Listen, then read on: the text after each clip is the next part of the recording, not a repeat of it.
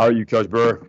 I'm doing well. Appreciate y'all being patient. We need every bit of practice we can get, so I take advantage when we can get them, man. Yeah, yeah. Well, I guess I could start with just what have you seen from the receivers? Obviously, losing Dez and Tutu's a hit, but you got some names and some familiar faces back. Just what are you seeing from that group so far? We do on the familiar faces. They're doing really well and progressing. The young guys are the guys. Obviously, people probably want to hear about some guys that some names that they haven't heard, but on the names that you have heard about, it's nice that Justin Marshall's having a really good spring. He's playing X-Force and trying to fill some of the shoes that Dez obviously did a great job with, and guys before him. You know, Tutu's spot is a big hole to fill. Also, Braden Smith is a guy who's returning, who played opposite him in our 10 personnel and has done a nice job this spring. Also, at the Z, you got Jordan Watkins, who played some last year, but young guy, hometown hero type guy that's got a lot of ability. Really good to see him, out there doing his thing, and will also be a key in what we do.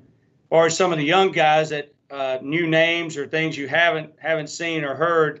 Shy Wertz is a converted quarterback that also gives us a little depth there in emergency situations, but is learning to play the game at the slot receiver. When we go 10 personnel, we use 2 slots. So he's really come on. He's got a great feel for the game. He knows the game. And now it's just converting his steps from quarterback to steps at receiver and learning that part. But he grinds at it. He's really fit in well to the school and to our room and to the team. So that's really good.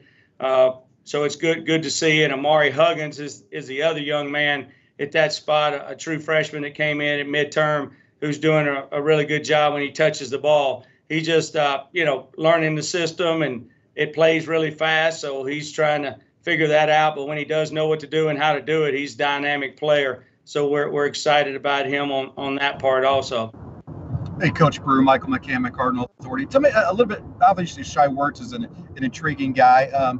What's it when you see a guy who's made a big impact at his last school as a dual threat quarterback, having that commitment to switch a position this late in his career? What's that say about who he is as a character, what he wants to accomplish?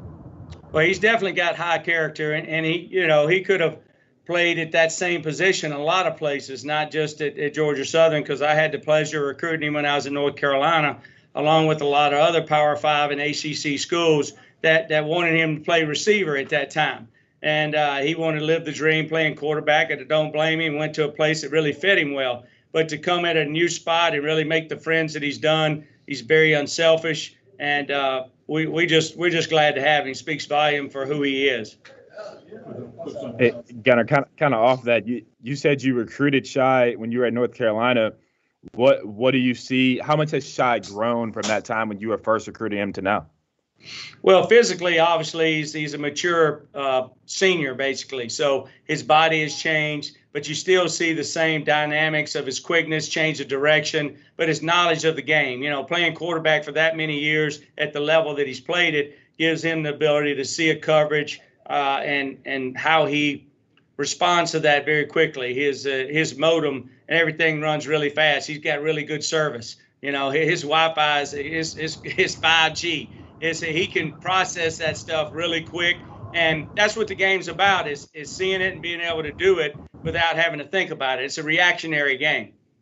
What about his film, when you watched it, made you think that? I mean, you've had guys go from quarterback to receiver. Tutu did it. Braden did it. What made you think Shy could do that and do it immediately and have an impact for you guys? Well, I think what makes up a good slot receiver, obviously, is quickness and speed. The things he did with the ball in his hand at Georgia Southern, running the option, is much like when you have the ball in your hand as a slot receiver. Routes was something that I saw from him being, in high school, and knew that he could do that. He's working at the punt return and kickoff return and working with that also. So you knew he had good ball skills, whether or not he could pick up the routes and the route tree, because it's a change for him now. I mean, playing out wide, he hadn't done that in a long time. High school was a minute ago. So his transition, he's really taking advantage of being here at mid-year and every practice, and he's a film junkie. So I'm excited about his approach to the game, too. Coach, You mentioned a whole slew of guys who are competing for those spots. When you have Tutu and Dez, those things were pretty much on lockdown.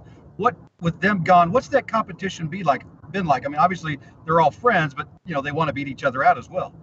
Well, it is, and that's what I've been telling them each day. Christian has done a fabulous job too. Dez's brother, he came in early, has learned the offense, and is working through playing at that X position also. With Tyler plays a little bit of it. Both of them play inside and outside. I play them at Z and at X, so really consider them outside receivers in that ability. So every day, iron sharpens iron as one man sharpens another. So the competition fact of it, they know now that we don't have Tutu and don't have Dez. So I remind them of that for the fact that, hey, you can be that guy, but you're competing against the other guys in this room. There isn't a guy here that's pretty much got it on lockdown.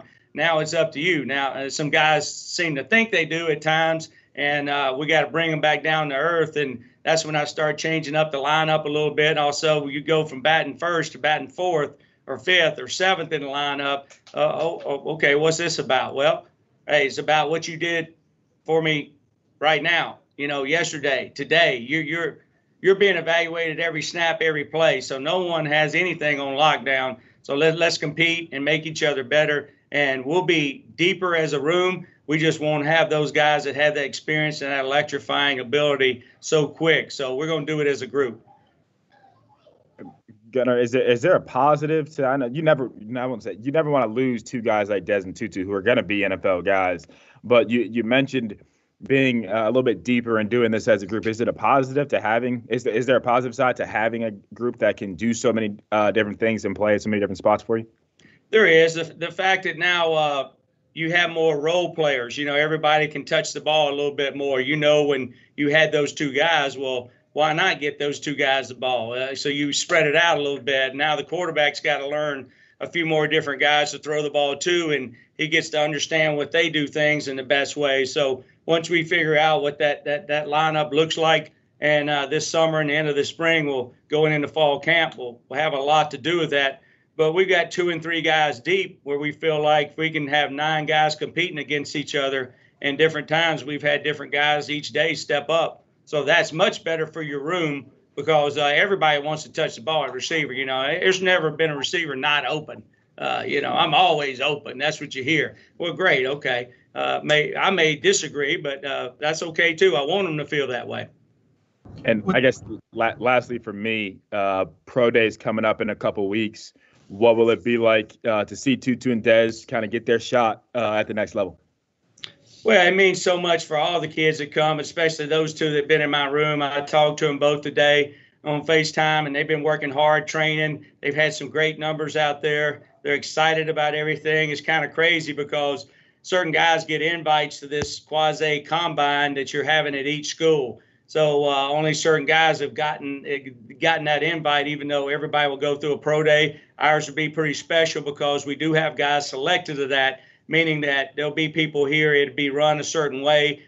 Usually they're on some type of television station. Of course, everything is recorded, but it's just run a little bit different than if we were just running our own pro day. Not that we don't run them really well. They have certain guidelines and things that they just want to see. The protocols are sent in, the coach and the strength coach and all us as position coaches. I need to see these drills run this way on this hash. Obviously it's the NFL, so they've done it a few times. They know how they want it done. Hey, Coach. Matt McGavick with Sports.